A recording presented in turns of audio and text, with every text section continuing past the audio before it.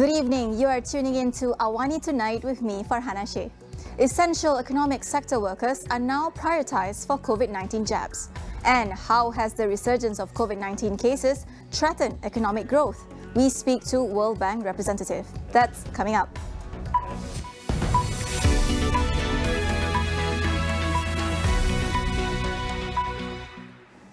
The proposed hybrid parliament session can happen in late August or the first week of September this year.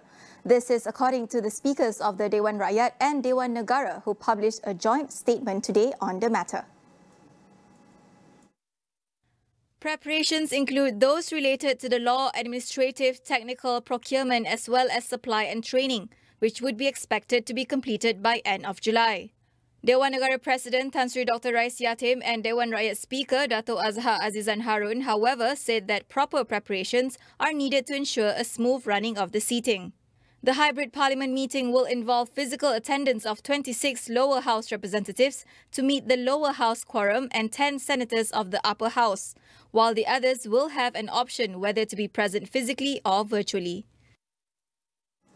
Essential economic sector workers are now prioritised for COVID-19 jabs. Minister in charge of the National COVID-19 Immunisation Programme, Khairi Jamaluddin, said the sectors include construction, plantation and commodities industry. That needs to be clarified. We are focusing on all the essential economic sectors that are currently open and operational.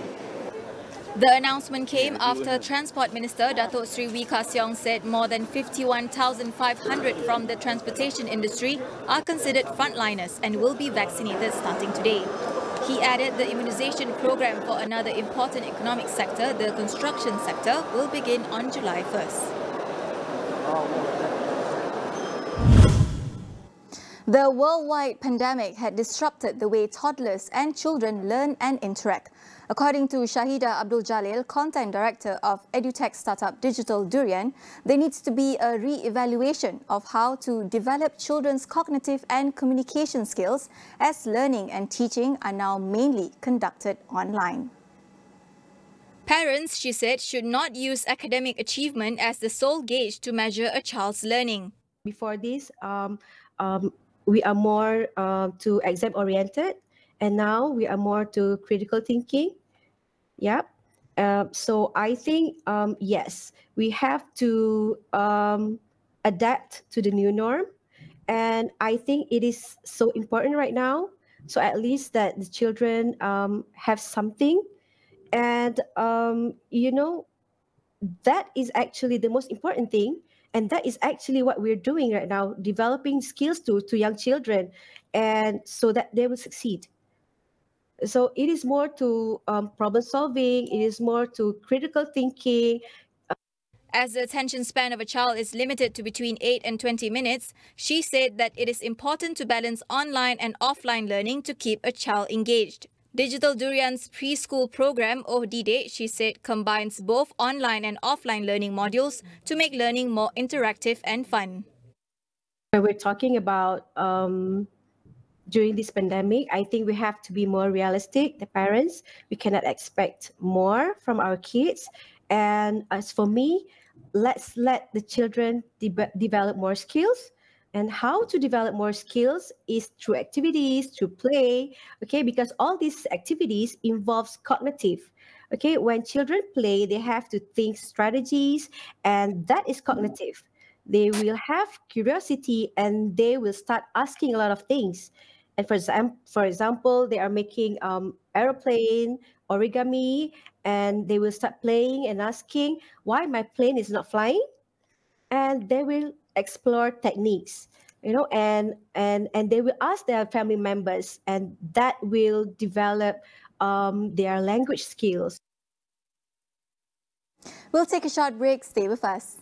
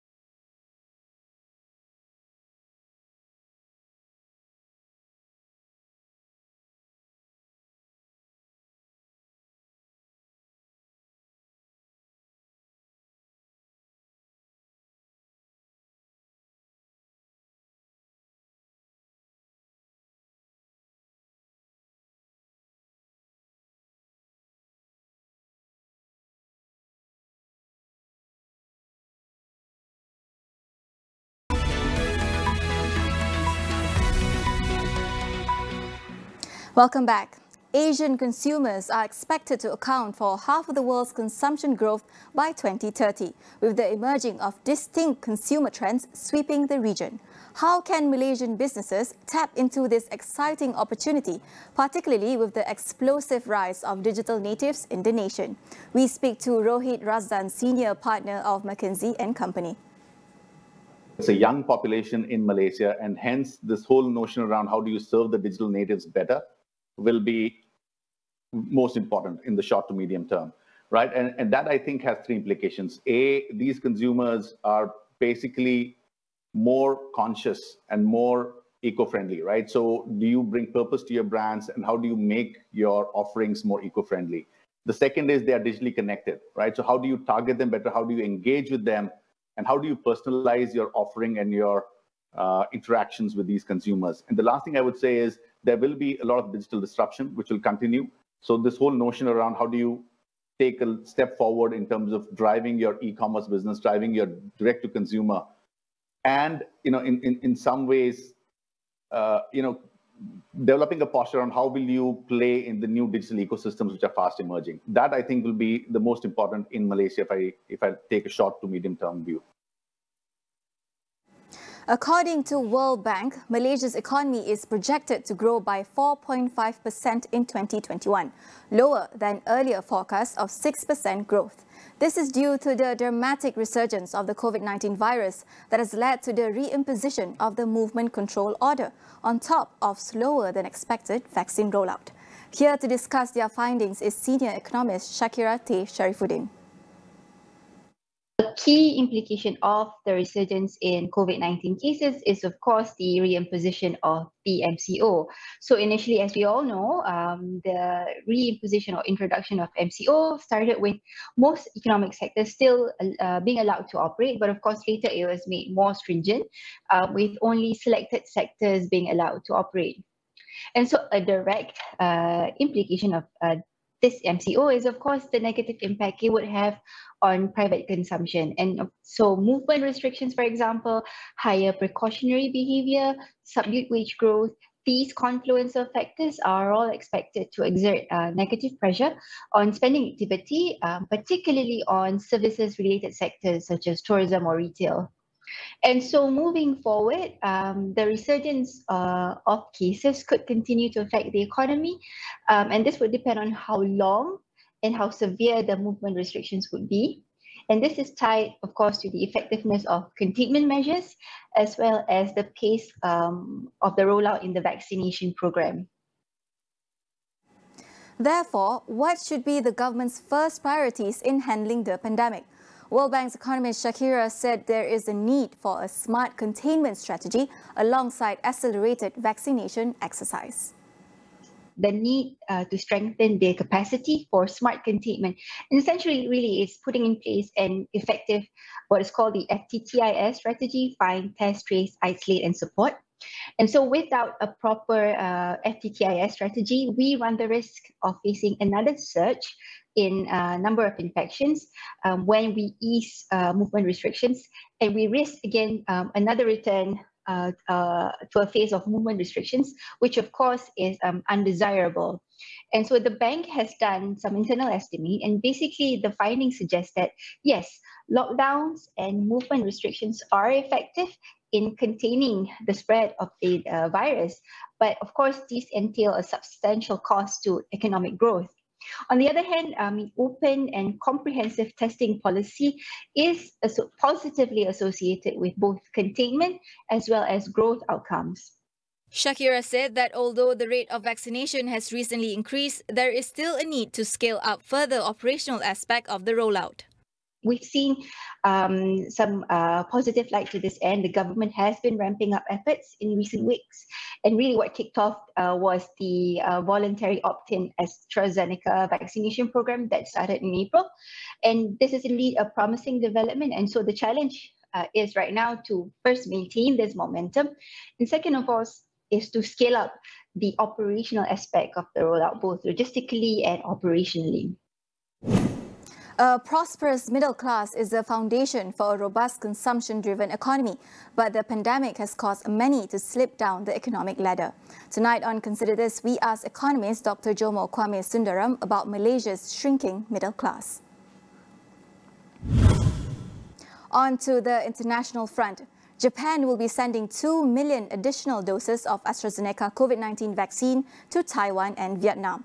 Arrangements were also being made to send 1 million doses each to Malaysia, Thailand, Indonesia and the Philippines. The direct donations come as wealthy nations are being pushed to provide more doses to the global vaccine sharing scheme COVAX to cover a 200 million dose shortfall. Japan has pledged $1 billion and 30 million doses to the COVAX facility. It said that this month, its direct shipments to Asian neighbours are being made outside of COVAX to speed up delivery. Japan has previously donated 1.24 million doses to Taiwan and 1 million to Vietnam, and plans to share an additional 1 million doses each with the two. Downtown Sydney and its eastern suburbs, which includes Bondi Beach, will go into a one-week lockdown starting midnight. This move is expected as authorities struggle to contain a spike in the highly contagious Delta COVID-19 variant in the city. People who live or have worked in the 4 local government council areas in Sydney in the last 2 weeks are ordered to stay at home except for urgent reasons. Reasons include essential work or education, medical reasons, grocery shopping or outdoor exercise. 22 local cases were reported today, the biggest rise in infections since the first case was detected in Bondi last Wednesday. US President Joe Biden approved emergency declaration in the state of Florida after a building collapsed near Miami. The early Thursday incident left 1 dead and almost 100 missing. Biden also called for federal assistance to support state and local response efforts. Rescue crews picked through tons of rubble looking for survivors after the collapse of the oceanfront apartment tower in Surfside near Miami. What caused the 40-year-old high-rise to tumble into a heap in a matter of seconds was not immediately known. Local officials say the 12-story tower was undergoing roof construction and other repairs. That is all we have for you on AWANI tonight. Get the latest news update on COVID-19 and COVID-19 vaccines from astroawani.com and Astro AWANI app. I'm Fahana Sheikh. We'll see you again.